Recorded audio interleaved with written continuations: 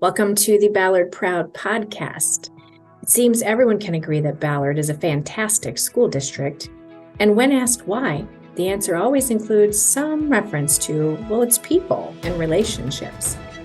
So I'm on a mission to get to know the people of Ballard and find out why everyone is so proud to be part of this district. I'm Danny Trimble, Superintendent for the Ballard District, and I'd love for you to come along with me on this journey to uncover what it means to be Ballard Proud. Welcome to this edition of the Ballard Proud podcast. Our guest today is Lexie Wood, a new guidance counselor at our high school. Lexie, thanks for being with us today and letting us get to know you in a little more casual manner. Yeah, thank you for having me. I'm excited. We start with the same question every time, and that's to get to know people and your background. So tell us, how did you find your way to Ballard? So I, to kind of backtrack, I did my undergraduate degree at the University of Missouri and then graduated in 2019 with my degree in elementary education. And then that same summer, I accepted a fourth grade teaching position within the North Polk Community School District. So I started at West Elementary and then moved over to Big Creek when they opened that because that houses the upper elementary in Polk City. So I've been there the last 5 years teaching fourth grade. But in about 2021, after about 2 years of teaching, I was like, okay, I feel like I have my feet under me. Like I feel confident in my management style. I feel good about the curriculum. So I kind of started to get that itch to expand my education. I'm a very curious person. I love learning, and the more knowledge I can get, the more excited I am. So I knew I wanted to be thoughtful in what I did my master's in. And after some reflection, it became pretty clear that social emotional learning is what I'm really passionate about. Those are my favorite times of the day with my kids, when I could explicitly teach it, when I could weave it into curriculum, when I could problem solve. But more specifically, I just think with social skills, it's a little bit more gray than opening your math book, teaching that, US traditional algorithm if you're in the elementary grades, and then checking that knowledge in their journal pages. And I like the challenge of that, where you're able to teach these social skills that these kids are going to need from the time they start, or basically they're born, until way after they leave us in high school. And I like that we are in more of a controlled setting where we can do that work with them, and we can give them the opportunities to grow their adaptability, their resilience, their growth mindset, their perseverance, because when they do leave us, their employers and their professors, they're expected to have those skills. And it's something I feel really passionately about. And, as I was reflecting too, I love the idea of helping kids decide, where do you want to go? And you were able to do it in fourth grade a little bit, but I like the idea of high school because you can kind of sit down, what are you excited about? Where do you want to go? They have their whole lives ahead of them. And that's so exciting to me that we get to prep them for that. So after that reflection, long story short, it became pretty clear that school counseling would be the realm that would be best for me. I was still able to work with kids because I can't imagine not working with kids. But it let me really dive into something I feel so strongly about. So I started my master's program through Buena Vista University. And knew I'd graduate May of 2024, so just this last May. But in April, I had heard about a high school counseling job at Ballard. And actually, the month before, my husband, Jake Wood, had accepted a physical education job. And of course, being in North Polk, the district pretty well. With my husband accepting a job, I was like, oh, the stars are aligning. This is I have to apply for this. So I was excited to apply, excited to interview, and then, of course, honored to accept the position. And that's kind of where we're at. And I don't know, I'm just excited. I'm excited to be in the district. I'm excited in 2 weeks to have the first day and do all the things. So yeah, it's kind of what brought me here. And how great for us to be part of that transition for you into this new pathway. So yay for us. Thanks for saying yes to Ballard. Oh my gosh, of course. It's been great so far. Good. So when you think back about your experiences, either as an educator or in the early part of your career, or reaching back into your time as a student, just what memorable school memory can you pass on to us? I really like this question. I'm going to take it from the perspective of being an educator. So, of course, over the last 5 years being a teacher, there's lots of memorable experiences, but there's one that I will say I will absolutely never forget. And I hope that I can, get it across the way that it felt in the moment. So it was with a student who didn't have a ton of support at home, had some areas of growth in the classroom with behavior, emotions, things like that. And we were having a conversation one day, which wasn't necessarily the first conversation we'd had about something that had happened in the classroom.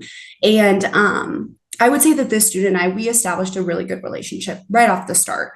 But on this particular day, we were discussing something that had happened, why it happened, like what was the button that pushed us to respond that way, and how are we going to move forward? What's our plan for success? And in the middle of this conversation, I know that when we were talking, you can tell when a student is listening to you. And I could kind of tell I was losing him a little bit. And something just came over me and I just stopped and I was like, hey, I need you to know something. And you could tell he kind of looks at me like, what's Miss Van Polen, my maiden name? What is she going to say? Like, this is not how our conversations normally go. And I was like, I need you to know that I love and care about you so much. I think you're an amazing kid. I think you do amazing things here. You're going to do amazing things. And I feel lucky to be your teacher. And I want you to trust that I always want what's best for you. And I'm going to help you get there. We're on a team. I'm always going to be in your corner. I'll always be cheering you on. And I want you to trust that I will do that for you. And as I'm saying this, tears start to well up in his eyes and he starts crying. So then, of course, me being me, I start crying. So I'm sure we looked crazy. We're sitting there, happy tears, just sobbing.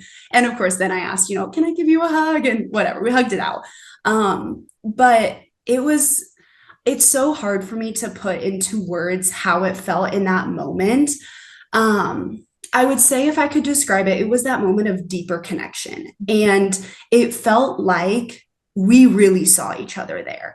Like it really felt that you could tell he really felt on his heart that he believed that I loved and cared about him. He believed that I wanted what was best for him and I was going to be there with him every step of the way to do that. And did that fix every problem we had moving forward? Of course not. But what it did change was the way we had conversations and the way his perspective changed. Like when we were having conversations, it wasn't like, oh, I feel like Miss Van Polen's kind of nagging. It was like, okay, I'm really listening. Like I am going to try. And it shifted the way he maybe saw things. And you could tell in his actions, it was an active trying to, respond differently or things like that. And I think at the end of the day, like that's why we do what we do. Like we want students to know that I don't just care about what you do in the classroom. Yes, that's so important, but I care about who you are. Like I care about what you do before school and during school and after school, what you did on the weekend. I care about, that student when he graduates, I'm still going to care about you. Like I care about your whole self. And I think when that trust gets built is when we really start to empower students and we really help them and empower them to be their best selves, all while knowing in the school setting, like we're going to do whatever we can to help you get there too. So I don't know. It was just a really incredible moment. It was just something I'll never forget. Brought so emotion, still makes me emotional when I think about it. So, and that student and we still write letters to each other. We're like little pen pals. So we still have that connection. And it's just something I'll never forget. We talk all the time about relationships being so foundational, relationships mattering so much. And that is just a prime example. That was a beautiful story, Lexie. Oh, thank you. Yeah. Okay. So turning just a little bit different direction. Another question for you. What do you like to do in your spare time? Yeah. So I would say a bulk of Jake and I's time, because I feel like we're always together, obviously, as husband and wife, is spending time with our friends and family. And I'm probably biased, but we've got the best family. We've got the best friends. We just have such an amazing support system that we just soak in every moment we can, whether it's traveling to go see our friends or having them come here or whatever it is. That's how I spend a majority of our time. But I also love being out on the lake. So I'm from Albia originally. So Rathbun Lake isn't too far. So I love any weekend that I can get back out, get back, be on the lake. I love to read. So like for pleasure, I love mystery thrillers. So if you need a recommendation, I'm your girl. I've gotcha. And then Jake and I love attending sporting events. So I'm sure, with him coaching football, there'll be lots of high school events in our future, but we also love like collegiate, professional, different sporting events. And then I love just walking and exercising. I love being outside, just the movement part. I feel like it's so good for the soul. So that's probably majority of how I spend most of my time. Nice. Since you mentioned enjoying sporting events, I'll just get the question out there before everybody else asks you. Iowa or Iowa State? Okay, so this is a hard question because Jake is a diehard Hawkeye. He grew up around there, so of course I now kind of have fallen into that. But my dad and my sister both went to Iowa State. So I grew up loving Iowa State, but I feel like I've shifted so much to Iowa because we go to the games, we're watching it on TV. So I have a special place in my heart for Iowa State, but the Hawkeyes is definitely where I land a little bit more. And I know people are going to like that answer because they're going to be like, you have to choose. But yeah. And my dad, he gets so upset. I'll come home with an Iowa sweatshirt and he's like, Lexie, are you kidding me? And I'm like, I know, I'm sorry.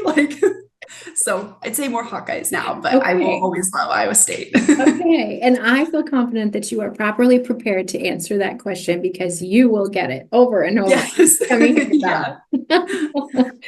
Oh, very good. So tell us about your preferences in music. What's on your playlist? Okay. So this is also a little unique. I am a definite rap girl. So which I feel like a lot of times will surprise people, but I love Nicki Minaj. I love Lil Wayne. I love Drake, Chris Brown. It's very unique, but that is what I love to listen to and know most of the words. And I do love country music, but I have to be in the right mood. But if you take me to a country concert, I'm going to love it. So I would say mostly rap with a little bit of country mixed in. Okay. Interesting. Yeah. So when we're talking with our new folks, everything is going to sound new and interesting to us as we get to know you. But I did want to ask the question, what do you think will surprise people to learn about you? Yeah. So besides rap music. Yeah. I think what would surprise people is I was actually a business major my first 2 years at Mizzou. So before I actually even started my freshman year, I interviewed and was accepted into this leadership program. It was called the Cornell Leadership Program. We called it CLP for short. But it provided some of the coolest opportunities. So we would go on these quote unquote business trips. So I was in my suit jacket, my skirt, the heels, all of that. And we would just go visit these different companies and we'd have luncheons, we'd sit on panels, and we would just have these conversations, ask questions with some of these top business leaders. And it was such a neat experience. It gave me such a cool perspective on the business world and gave me some insight into something that I probably never would have known. But it also made it very clear to me, which I'm so thankful for, that business was not my passion. I could see my friends in the program that were like, oh, I'm going to do this and this. And I was like, oh, I'm just not that excited about it. I'm jealous of my sorority sisters who are getting to visit classrooms. So it helped me realize and set me down the path that I'm at now with education. And I'm very thankful for it. But yeah, that always surprises people that I was, in business for 2 years beforehand. Okay. Well, thanks for sharing that. Yeah. Finally, as we just welcome you into the new school year here at Ballard, would love to hear, what are you most looking forward to about joining us here at Ballard? Yeah, I'm overall just so excited. I was able to get to the high school in the spring, and just every interaction I've had with administrators, with staff that I was able to meet, with students that I was able to meet has been so positive and uplifting. The energy is just good. You can feel that it's a great place to be. So that excites me a lot. But I would also say just the small knit community feel that Ballard has. I grew up in a pretty small town, and as an educator now, that is what I yearn for. I yearn for a place where it feels like students and staff and community are all pulling together as one. And from what I've seen and from what I've heard, it seems like this is the place that is the case. And it just makes me excited to have the support and really kind of plant our roots with Jake and I being in this, new season of life, being married and hopefully one day having a family. This seems like such a great place to plant our roots. And I'm excited to get to meet our students and, staff members that I haven't met yet, and the community, and just kind of jump in head first. I'm excited. I'm ready. Thanks, Lexie. We are glad to have you joining us and for taking time to let us get to know you more. We appreciate that. Yeah, of course. Thank you for asking. Thanks for tuning in to this episode of Ballard Proud. There's more to come as we dive into what it means to be Ballard Proud. Until next time, I'm Superintendent Danny Trimble, and I hope you have a great day.